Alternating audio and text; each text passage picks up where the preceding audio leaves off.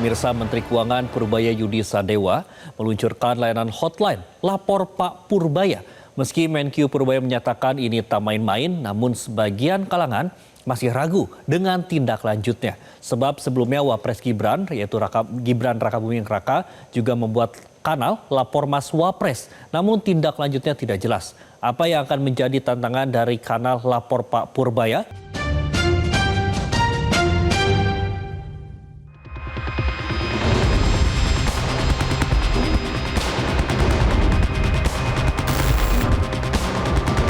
Pada 15 Oktober 2025, Menteri Keuangan Purbaya Yudi Sadewa meluncurkan layanan hotline Lapor Pak Purbaya. Layanan ini ditujukan untuk aduan masyarakat terkait kinerja Kementerian Keuangan, terkait pajak, bea cukai, dan masalah-masalah fiskal. Masyarakat bisa mengadukan melalui nomor WhatsApp 0822 4040 6600. Dalam 2 hari pertama, masuk tak kurang dari 13.000 pengaduan. Menteri Keuangan Purbaya Yudi Sadewa terus mendorong akuntabilitas dan transparansi di lingkungan Kementerian Keuangan. Salah satunya dengan menghadirkan sebuah mekanisme pelayanan publik yang disebut dengan Lapor Pak Purbaya. Lapor Pak Purbaya menjadi sebuah medium untuk masyarakat mengirimkan laporan, keluhan, dan juga pesan terkait pelayanan pajak dan bea cukai. Terhitung hari kedua sudah diterima sebanyak 15.000 laporan melalui pesan WhatsApp. Pemirsa, saya akan mengajak Anda melihat tahapan-tahapan dari Lapor Pak Purbaya. Yang pertama, pastikan Anda sudah menyimpan nomor resmi Lapor Pak Purbaya di 0822 4040 6600. Lalu, kirimkan pesan untuk memulai percakapan. Lalu pemirsa akan mendapatkan jawaban berupa menu aduan atau pertanyaan. Pilih pilihan yang ingin pemirsa lakukan. Kemudian akan mendapatkan pilihan pajak atau bea cukai yang dapat pemirsa pilih. Lalu isi data diri berupa nama lengkap dan juga email sebelum pertanyaan atau keluhan yang ingin disampaikan Anda kirim. Aduan tersebut akan diverifikasi dan divalidasi terlebih dahulu sebelum Anda mendapatkan respon. Melalui inisiatif Lapor Pak Purbaya, Menteri Keuangan berharap transparansi dan juga mekanisme pengawasan publik dapat berjalan dengan lebih efektif. Menteri Keuangan Purbaya Yudi Sadewa menegaskan pihaknya tidak main-main dalam membuka kanal laporan ini. Purbaya memastikan akan menindaklanjuti laporan yang masuk. Sepertinya selama ini dianggapnya kalau menteri jauh banget ke bawah, jadi nggak mungkin turun ke bawah. Makanya saya set up pengaduan ini untuk menerima masukan langsung dari masyarakat. Kalau saya dari pusat kan orangnya paling sedikit. Ini kayak crowd reporting. Ya. Jadi semua kirim masukan ke saya. Ini nggak mungkin semuanya ditindak kan, tapi once beberapa ribu orang ditindak, yang lain saya harapkan nggak mengulangi lagi. Pada dasarnya seperti itu, jadi masukannya amat berguna buat kita dan kita akan follow up. Nggak main-main. Saya harapkan dengan gitu nanti governance culture-nya pemerintah atau bea cukai bisa berubah. Model kanal laporan yang dibuka Menteri Keuangan ini bukanlah hal baru.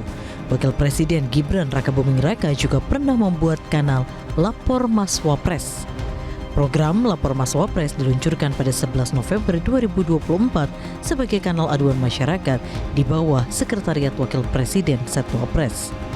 Masyarakat bisa mengajukan aduan melalui kanal WhatsApp, website resmi lapormaswapres.id atau tatap muka setelah registrasi.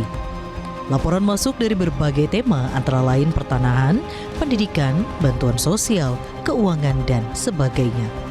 Laporan yang masuk diverifikasi oleh petugas Setwapres untuk memastikan validitas dan kelengkapan dokumen. Sempat mendapat atensi masyarakat, Lapor Mas Wapres kini tak terdengar lagi. Salah satu yang menjadi catatan adalah tindak lanjut laporan yang tidak jelas. Hal serupa juga menjadi tanda tanya terhadap kanal Lapor Pak Purbaya kali ini. Apakah Lapor Pak Purbaya memiliki sistem yang canggih untuk memverifikasi validitas laporan, mengklasifikasikannya, lalu menindaklanjutinya seperti feedback ke masyarakat sebagai pelapor? Jika lapor Mas Wapres dulu ada banyak laporan iseng, bagaimana lapor Pak Purbaya mensortir laporan iseng semacam itu? Membuka kanal laporan masyarakat dalam praktiknya akan selalu tidak sederhana. Selain itu, keseriusan tindak lanjut juga akan menjadi masalah tersendiri. Kita bisa lihat kalau ini langkah serius itu ya beberapa bulan ke depan. Kalau sekarang kan masih hangat ya. Biasanya kalau hangat itu masih heboh gitu dan masih diperbincangkan gitu. Nah makanya menurut saya kita bisa lihat nanti ke depannya bagaimana. Dan yang paling penting Vera, dalam laporan layanan lapor seperti ini kan sebetulnya tindak lanjutnya itu bagaimana. Mas Wapres kita pernah mulai gitu, tapi kan sekarang sudah tidak lagi terdengar karena memang tindak lanjutnya tidak ada. Nah tadi Pak Purbaya melakukan beberapa tindakan-tindakan gitu ya, tapi kan itu baru sebatas ancaman aja. Nanti hari Senin coba kita lihat ya. Tantangan yang akan dihadapi Menteri Keuangan dalam menindaklanjuti laporan masyarakat adalah resistensi internal dari direktorat di bawahnya. Sebab direktorat seperti Direktorat Jenderal Pajak maupun Direktorat Jenderal Bea dan Cukai memiliki soliditas yang sulit ditembus oleh menteri. Nah, yang saya tahu tantangan terbesar itu justru ada di internal.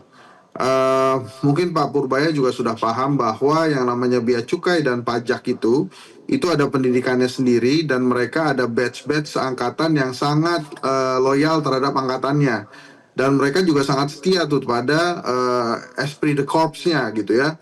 Jadi kalau tadi misalnya yang ditegur adalah Pak Heru Pambudi, itu mungkin Heru lebih punya esprit de corps ke bea cukai dibandingkan Pak Purbaya. Jadi artinya tantangan internal itu akan kuat sekali tuh kalau dalam bea cukai dan pajak setahu saya.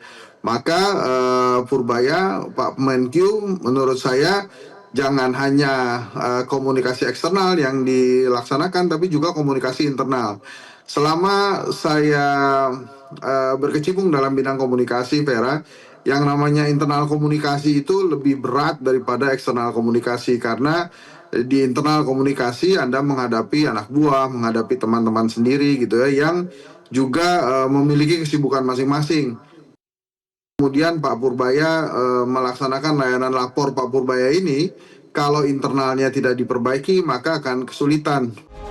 Tantangan lain juga bisa muncul dari kolega Purbaya di kabinet.